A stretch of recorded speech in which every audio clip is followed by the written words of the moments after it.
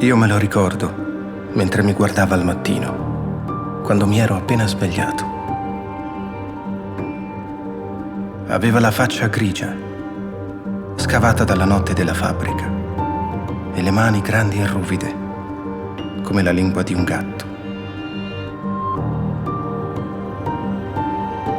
Con quelle mani affrontava la terra, per cercare, toccandola, di trovarci dentro qualche parola da portare a casa, a noi che nel frattempo giocavamo a sognare.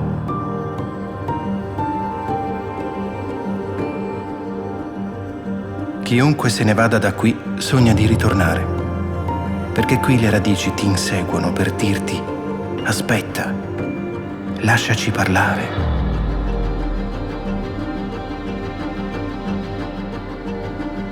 Io mi ricordo di come sapeva capire dagli sguardi, perché gli occhi degli anziani hanno dentro il mondo, del quale hanno imparato a ridere, ormai stufi di preoccuparsi. Io mi ricordo di lui ad aggrapparsi ai bicchieri come fossero preghiere, quando provava a bassa voce a farci capire che ci voleva bene.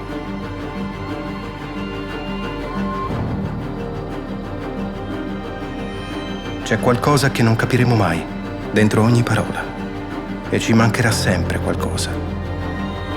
Perché il bello della vita è non smettere di cercare. La ragione è l'unica a fidarsi totalmente della poesia. Perché questa è una terra che si sente sulla pelle, come il vento al mattino.